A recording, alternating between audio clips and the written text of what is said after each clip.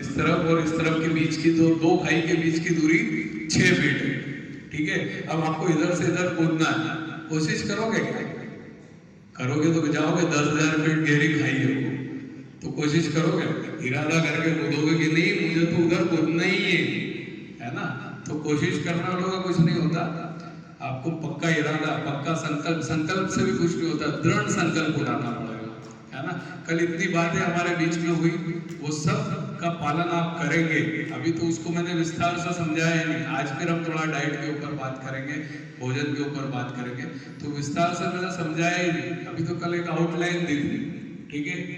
फिर भी किसी का कोई उस आउटलाइन के बाद भी किसी का कोई क्वेश्चन नहीं आया कि क्या ये खा सकते हैं, क्या पी सकते हैं। आप चाहें तो क्वेश्चन कर सकते हैं, इसके बाद समाप्ति के बाद आप मिलके मुझसे पर्सनल भी पूछ सकते हैं, बात कर सकते हैं, ठीक है। किसी ने कैसा ऐसा लक्ष्य लिया है जो यहाँ पर जिसके बारे में बात नहीं हो पा रही है, तो आप उसको कैसा फील करेंगे, मतलब कैसे उसको अचीव करेंगे।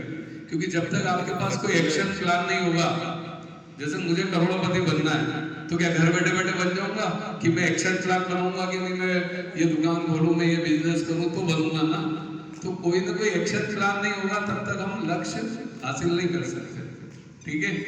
तो जैसे कि कल बात हुई थी कि हम हमारे जो आराध्य देव हैं, हमारे प्रभु श्री राम जी की, इनकी जीवन यात्रा से हमें बहुत कुछ सीखना है, और इनकी जीवन यात्रा को, इनके जीवन को हमारे जीवन में उतारना तो बहुत आसान है, सब कुछ आसान है, ठीक है। राम जी जैसा हमने अगर अनुशासित कर लिया अपना जीवन, राम जी जैसा मर्यादित कर लिया, तो क्या होगा पता? जब हमारे विचार शुद्ध होते हैं, जब हमारे विचार शुद्ध होते हैं, जब हम कर्तव्यों का, हम अपने कर्तव्यों का अच्छे से पालन करते हैं, है ना, हम जब दूसरों की मदद का या दूसरों की प्रति दया का भाव रखते हैं, तब हमारा जो हृदय है ना, वो अयोध्या बन जाता है, और जो हमारा जीवन है ना, वो राम राज्य बन जाता है, ठीक है।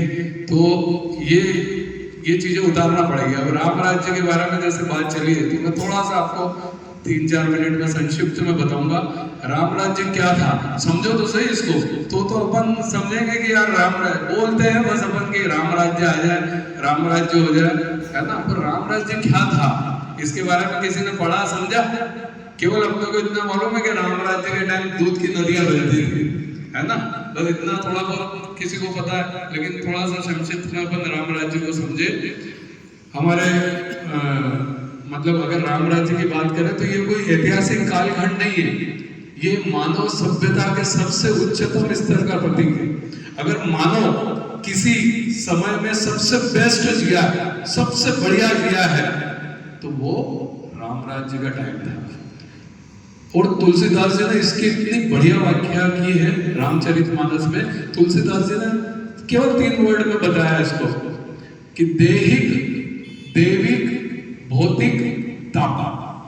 देहिक, देविक, भौतिक, तापा। राम राज्य में देहिक, किसी को कोई भी शारीरिक बीमारी नहीं थी, कोई बीमार था ही नहीं, किसी को कोई घुटने की तकलीफ के, किसी को कोई शुगर के, बीपी के, कोई थायराइड के, मोटापा, कुछ भी नहीं, किसी को कोई शारीरिक बीमारी नहीं थी।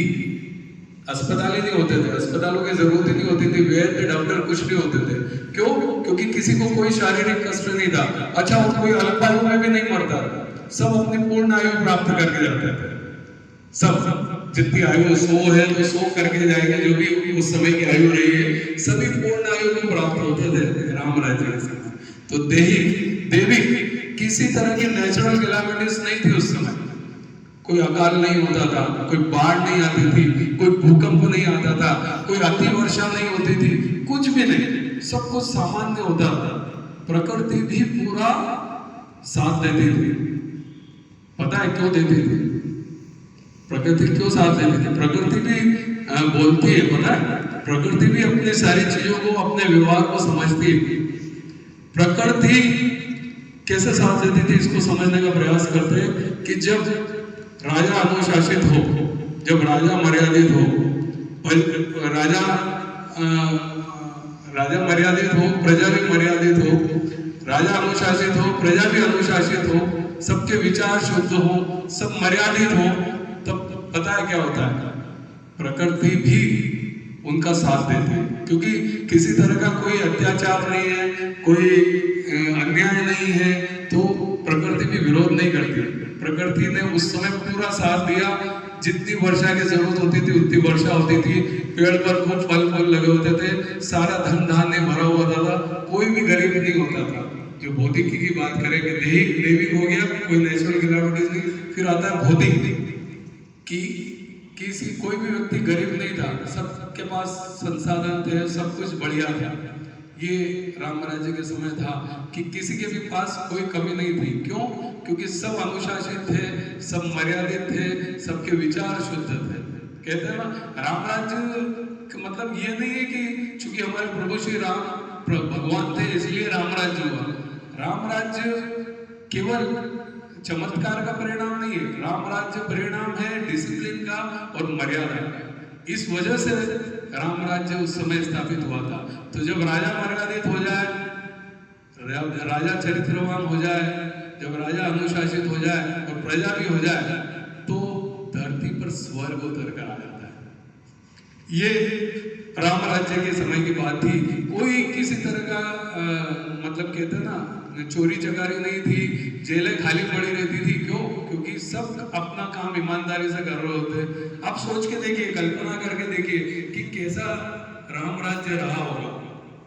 कल्पना कीजिए, मतलब इतनी राम राज्य में इतनी बातें लिखी हुई है कि मतलब इतनी समानता थी कि कोई ऊंच नीच का भेदभाव नहीं था, कोई छोटा बड़ा नहीं था, शेर और बकरी एक घाट पे पानी पीते थे। इतना सामाजिक समानता थी, कोई ऊंच नीच, कोई भेदभाव नहीं, कुछ नहीं। अब आप कल्पना कीजिए, ये जितनी मैंने बातें बताई कि ये सब अगर रही होगी तो कैसा राम राज्य रहा होगा। तो ऐसे राम राज्य को भी हमारे यहाँ पर मनुष्यों ने जिया है। इसलिए मैं कह रहा हूं कि जो सबसे बेस्ट अगर व्यक्ति किसी समय जिया है तो वो राम राज्य के समय जिया। इतना सब कुछ था और प्रकृति भी इतना साथ देती है। आजकल क्यों इतना सब कुछ गलत हो रहा है? क्यों अकाल आता है, क्यों भूकंप आता है, क्यों बाढ़ आती है? क्योंकि प्रकृति विरोध करती है। प्रकृति विरोध करती है अत्याचार का, अन्याय का। जब आप किसी के साथ गलत करते हो, गलत व्यवहार करते हो, गलत होता है तो प्रकृति भी गलत करती है। और आज वही कारण है कि हम इतनी सब चीजों को भोग रहे हैं। आज हम बीमारियों को भोग रहे हैं, आज हम अकाल को भोग रहे हैं, भूखमरी को भोग रहे हैं, बाढ़ को भोग रहे हैं। ये सब भोगने के पीछे कारण हमारा विचारों का गलत होना है, हमारी अनैतिकता है, हमारा इनडिसिप्लिन है, हम अमर्यादित हैं। ये सब उसका परिणाम है। और अभी तो बहुत अच्छा समय है कि हमें राजा तो मर्यादित भी लिया है, राजा अनुशासित भी है हमारा नरेंद्र मोदी। एक बार जोरदार तालियां हमारे प्रधानमंत्री के लिए। भावुक हो जाता हूँ मैं थोड़ा, लेकिन क्या करूँ। तो हमारे नरेंद्र मोदी, आज हमें बहुत अच्छा राजा मिला है जो अनुशासित भी है, मर्यादित भी है। बस जरूरत है अब प्रजा के अनुशासित और मर्यादित। अगर प्रजा भी जिस दिन अनुशासित और मर्यादित हो गई, उस दिन वापिस राम राज्य कोई बाहर नहीं है, राम राज्य हमारे भीतर है। ठीक है ना? जैसा कि मैंने बताया कि जब जिस दिन हम अनुशासित होंगे, जिस दिन हम मर्यादित होंगे, जिस दिन हमारे विचार शुद्ध होंगे, जिस दिन हम दूसरों के प्रति दया का भाव रखेंगे, मदद का भाव रखेंगे, उस दिन हमारा हृदय हृदय बन जाएगा और हमारा जीवन राम राज्य। तो ये राम राज्य की छोटी सी व्याख्या थी। डिटेल बहुत है इसकी, मैं बताने जाऊं तो दिन कम पड़े, लेकिन शॉर्ट में मैं आपको इसलिए बताने चाह रहा हूँ कि इस तरह के परिवर्तन जब हम अपने अंदर लाएंगे तब जाके हमारा स्वास्थ्य ठीक होगा और तब जाके हमारा पूरा देश ठीक होगा। केवल हम अपने तक सीमित नहीं हो सकते, सबके बारे में सोचना पड़ेगा। कहते हैं ना कि अपन जब तक अपने बारे में सोचते हैं अपना कल्याण नहीं होता है। इसकी मैं बहुत अच्छी कहानी सुनाऊंगा बाद में कभी। तो जब तक हम दूसरों के बारे में नहीं सोचेंगे तब तक हमारा कल्याण नहीं होता। हम जैसा दुनिया को देते हैं वैसा कई गुना होकर हमें मिलता है। किसी को एक गाली देके देखना, वो 100 देगा आपको, देगा कि नहीं बदले में। तो जैसा हम दुनिया को देंगे, देखते हैं ना अपन एक मुट्ठी अनाज बोते हैं जमीन के अंदर, तो प्रकृति हमें कितना लौटाती है, बोरी बना जाएगी, है ना? तो जितना हम दुनिया को देंगे, प्रकृति को देंगे, कई गुना होके हमें वापस मिलता है।